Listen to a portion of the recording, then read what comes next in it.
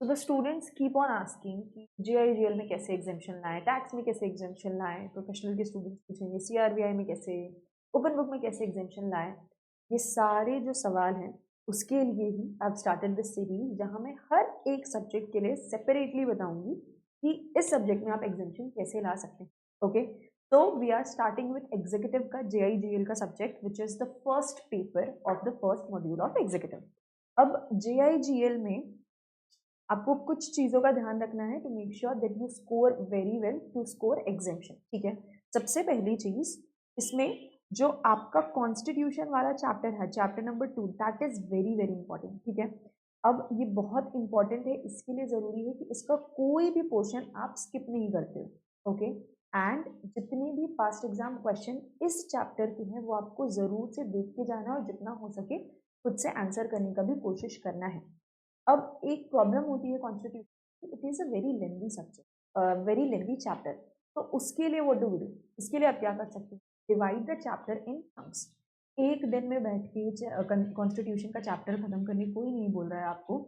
आपने अगर सोचा हुआ है रोज जीआईजीएल लेट्स से 4 आवर्स पढ़ने हैं इनिशियली आपको सेल्फ स्टडी के वक्त, what you can do, 4 hours में 2 आवर्स आप कॉन्स्टिट्यूशन का चैप्टर पढ़ो और 2 आवर्स कोई दूसरा चैप्टर पढ़ो। ऐसे करके 4-5 दिन में या जितना टाइम आपको लगता है, मैक्स 1 हफ्ता लगेगा, and you will be done with constitution.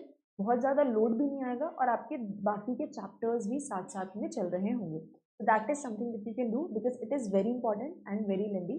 Very important के लिए आप कोई भी पोर्शन उसका स्किप नहीं करेंगे, पास्ट एग्जाम क्वेश्चंस देखेंगे, जितना हो सके उनको लिख के प्रैक्टिस करेंगे। और जो लेंदी पार्ट है उसके लिए हमने बात किया कि चंक्स में हमें डिवाइड करके उसे 4-5 दिन में या 1 हफ्ते में रैप अप करना है इस सब्जेक्ट को। फिर जब आप नेक्स्ट टाइम रिवीजन कर रहे होगे तो इतना ज़्यादा टाइम नहीं लगेगा, मे बी 3 डेज में आपका कंप्लीट हो जाएगा, अगेन चंक्स में डिवाइड करके, और उसके बाद 1 दिन में भी कंप्लीट हो जाएगा।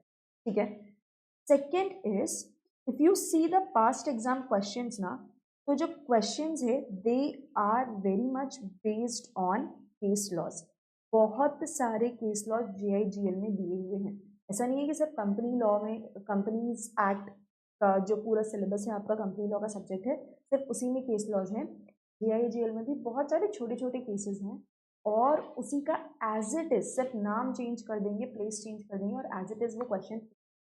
इसीलिए केस लॉस को आपको बहुत ध्यान से पढ़ना है और उसमें जो भी कंक्लूजन था वो अच्छे से आपको हाईलाइट करना है कि यहाँ पर जजमेंट में क्या डिसाइड हुआ था, क्योंकि जो आपका केस आएगा उसमें आपको वैसे ही कंक्लूड करना है।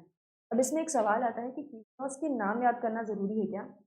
जरूरी तो है, but being a human it is not very practical कि आप सारे के सारे केस लॉ के नाम याद कर सको। तो जो इम्पोर्टेंट केसेस आपके टीचर ने बताए होंगे या फिर जिसके ऊपर रिपीटेड क्वेश्चंस दिख रहे हैं आपको पास्ट एग्जाम में, वो केस लॉ के नाम जरूर याद करना। लेकिन जजमेंट सारे केस लॉस के आपको अच्छे से पता होनी चाहिए, तो नाम याद होना हो, जजमेंट्स पता होने चाहिए। ठीक है, that brings us to our third point, that is conclusion.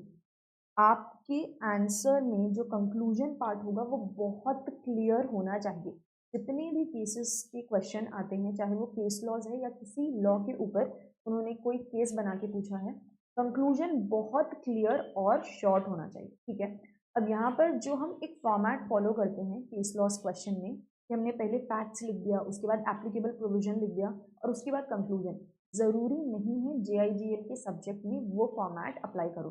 बाकी सब्जेक्ट में स्पेशली कंपनी लॉ में वो कर सकते हो, जेआईजीएल में इट इज़ नॉट नेसेसरी कि वो फॉर्मेट अप्लाई करना है। तो क्या करना है, आपको सिंपली जो भी एप्लीकेबल प्रोविजन है या फिर जो केस लॉ के ऊपर हमारा सवाल है वो आपको कोट करना है, इसमें क्या जजमेंट पास हुआ या फिर क्या प्रोविजन है वो लिखना है और बहुत क्लियरली कंक्लूड करना है। एग्जामिनर के लिए आपका कंक्लूजन सबसे ज़्यादा मैटर करता है। ओके, ये हो गई 3 चीज़ें। फोर्थ थिंग, जो लीगल मैक्सिम्स है, आपको लैटिन मैक्सिम्स मिलेंगे काफ़ी सारे जो प्रोनाउंस करने में बड़े इंटरेस्टिंग लगते हैं। मैं जब पढ़ रही होती थी मैं गूगल पे उसी लैंग्वेज में लैटिन में सुनती थी कि कैसे प्रोनाउंस किया जाता है। तो जो लीगल मैक्सिम्स है वो काफ़ी इंपॉर्टेंट रहते हैं कि आपके आंसर शीट में वो दिखना चाहिए। उसका मीनिंग हमें समझ आ गया, याद करने के लिए वही काम आएगा, लेकिन पेपर में वो मैक्सिम्स भी दिखनी चाहिए। इसीलिए आप क्या कर सकते हो, जहाँ पर भी आपको ये लीगल मैक्सिम्स, ये लैटिन फ्रेजेस दिखते हैं, उनको हाईलाइट करते चलो और जब भी आप वो चैप्टर पढ़ रहे हो तो चैप्टर खत्म होने के बाद एक बार फटाफट से देख लो कि इसमें कौन से मैंने लैटिन के फ्रेजेस या लीगल मैक्सिम पढ़े हुए थे। तो वो जितने बार आप रिवाइज करोगे उतने ज़्यादा चांसेस है कि आपको वो याद रहेंगे। ओके, एंड लास्ट 2 थिंग्स, एक तो जो सीपीसी और सीआरपीसी में कंफ्यूजन होता है। अभी सीआरपीसी हैज चेंज्ड, अभी बीएनएसएस आप पढ़ रहे हैं, ठीक है। तो यहाँ पर क्या होता है ना, प्रोसीजर में और अलग अलग चीज़ों में कंफ्यूज हो जाते हैं स्टूडेंट्स कि सीपीसी का कौन सा पार्ट है और सीआरपीसी जो कि अभी बीएनएसएस है उसका कौन सा पार्ट है।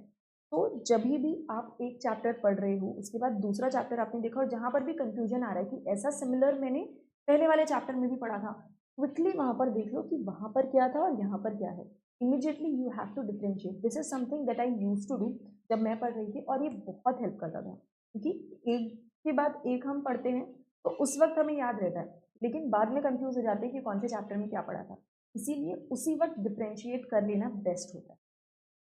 एंड लास्ट थिंग, कि जो GIGL का आपका एग्जाम होगा that will be your first paper, ठीक है। फर्स्ट मॉड्यूल का पहला पेपर है। यहाँ एक कॉमन दिक्कत क्या आती है कि 3 घंटे लिखने की हमें आदत ही नहीं होती है, बहुत दिन से हमने पेन ही नहीं उठाया है। तो एग्जाम में हम शुरू के आधा घंटा 1 घंटा लिख पाते हैं and then we are like दर्द कर रहा है। तो इसके लिए you have to make sure कि आप पहले प्रॉपर मॉक टेस्ट दे रहे हैं और एग्जाम के दिन तक थोड़ा बहुत रोज आप लिख रहे हैं, ठीक है।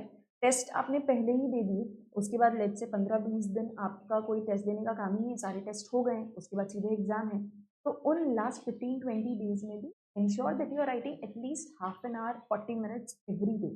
तो वो जो लिखने की आदत है वो छूटेगी नहीं और फर्स्ट पेपर में दिक्कत नहीं होगा, ठीक है। So these are things that I personally did, and yes, I got exemption in GIGL and ranked in CS executive as well as CS professional. मैंने इंट्रो में नहीं बताया, but you can see. So yes, I hope this helps.